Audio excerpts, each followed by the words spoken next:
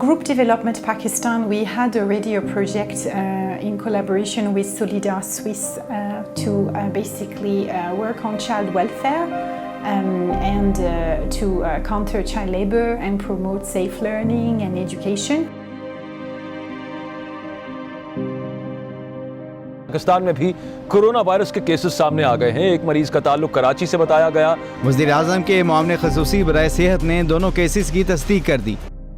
When the COVID-19 pandemic arrived, for us it was a big shock because as anybody else we were not prepared, and we basically had to shift from a developmental operationalization towards a more emergency type of functioning. Solidar, together with Group Development Pakistan, prepared a COVID-19 response strategy, and Solidar diverted its 25% of existing resources for COVID-19 response. So the first thing we did was obviously to ask our staff members, all of them, to attend the training, online training from World Health Organization on SOPs at an individual level, and then for the work in the field, because we work with very vulnerable communities who needed contact and needed interaction because everything could not be digitalized for them.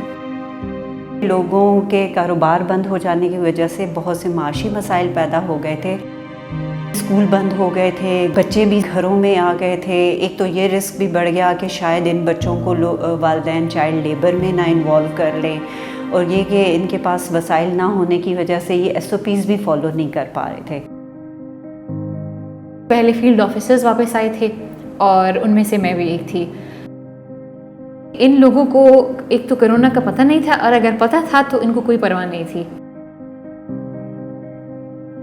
ہمارا پسماندہ علاقہ ہے, یہاں پہ تو کسی کو چھینک آتی ہے تو اس کے فیملی کے جو قریبی رشتہ دار ہیں وہ 20 بندے اس کے سر پہ پہنچ جاتے ہیں. کیا ہوا ہے, کیسے ہوا ہے, کیوں ہوا ہے. ہمیں پتہ تھا کہ کورونا ہے, لیکن جہاں پہ کوئی احتیاط نہیں کرتا تھا. کہتے کوئی افواہ اڑی ہوئی ہے, ایسی کوئی بیماری نہیں ہے, اور ہم لوگ منہ وغیرہ دھوتے ہیں, ہاتھ دھوتے ہیں, ہم نماز پڑھتے ہیں, تو یہ بیماری نہیں ہے. رابطے کو بحال رکھنے کے لیے ہم نے ایک ٹیکسٹ میسیجز کا سسٹم اس کو فعال بنایا اور ان کو آگاہی کے میسیج بھیجنا شروع کر دیے. 10 سے زیادہ لوگ ایک سیشن میں نہیں ہوتے تھے. کوشش یہ ہوتی تھی کہ اوپن ایئر ہو. جب میں اس سیشن میں گئی تو اس میں انہوں نے ہمیں احتیاطی تدابیر بتائیں اور کہا کہ اپنے ہاتھوں کو بار بار دھوئیں اور آپ لوگ فاصلہ رکھ کے بات کریں. ہم نے کیلنڈر بنائے, وہ دیے, پمفلیٹ بنوائے, وہ گھر گھر پہنچائے. کہ ہاتھ دھونے کے 8 طریقے ہوتے ہیں, تو اس میں تصویریں بنی ہوئی تھی. پھر وہ پمفلیٹ انہوں نے دیے, پھر ہم نے گھروں میں لگائے. تو گھروں میں لگا کے تو پھر بچوں نے کیا کیا کہ وہ اس کو دیکھتے, پھر اس کے مطابق ہاتھ دھوتے. بڑی ماں میں کام کرتے ہوئے جو سب سے بڑا چیلنج ہمیں فیس کرنا پڑا کہ گھر وہاں پہ بہت زیادہ کنجسٹڈ ہوتے تھے, تو اور اسپیس کا بہت زیادہ ایشو ہوتا تھا ہمیں وہاں پہ.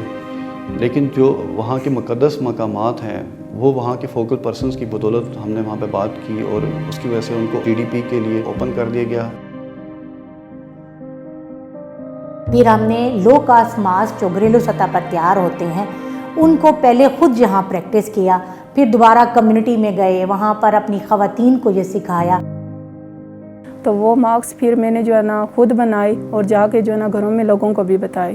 ان لوگوں نے پھر جو ہے نا اس سے یہ فائدہ اٹھایا کہ انہوں نے خود پھر بنا کے اپنے بچوں کو جو ہے نا یہ ماسک پہنائے کہ تاکہ جو ہے نا یہ اس بیماری سے محفوظ ہو جائیں. We also further strengthened the referral mechanism. Under this referral mechanism, we connected the communities with the duty bearers so that they can access to the health services, they can access to the government welfare schemes, so that they can access to the quarantine centers, so that they can report the cases which appear in the community. ہم نے اپنے باقاعدہ focal points identify کیے جن کو باقاعدہ ایک training دی گئی, خاص ٹریننگ جس کے اندر ان کا کام یہ تھا کہ وہ کمیونٹی کے اندر والدین تک اور لوگوں تک یہ پیغام پہنچائیں کہ اس صورتحال میں بچوں کے تحفظ کو کیسے یقینی بنایا جا سکتا ہے. ہائیجین کٹس جو ہیں وہ پیکس بنائے اور کمیونٹی میں دیے. لوگوں کے لیے ماسک بھی دیے, لوگوں کے لیے ذرا تبلیغ بھی کیا نا, لوگوں کے لیے تھوڑا ذرا مدد بھی کیا نا, صابن وغیرہ دیا نا.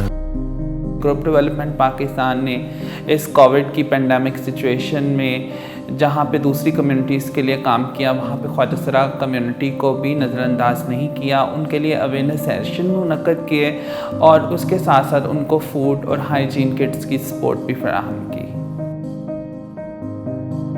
ہم نے اپنی کور ویلیو کو بھی فالو کیا جو کہ ہے بچوں کی شرکت.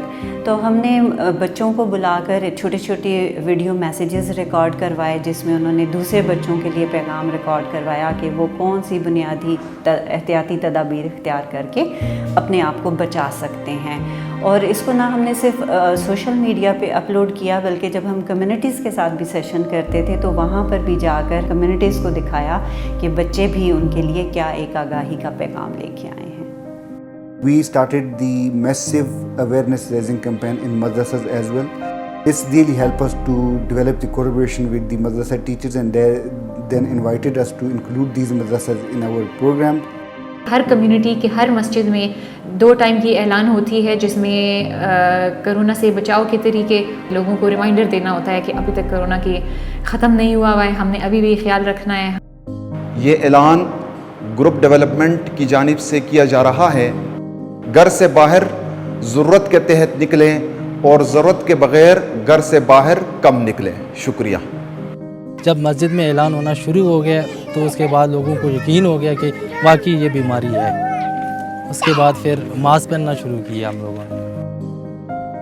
سوشل ڈسٹینسنگ ورڈ جو ہے وہ اسکول میں اب اتنا کامن ہو چکا ہے NFE میں کہ ہر بچے کو پتہ ہے کہ کرنا کیا ہے.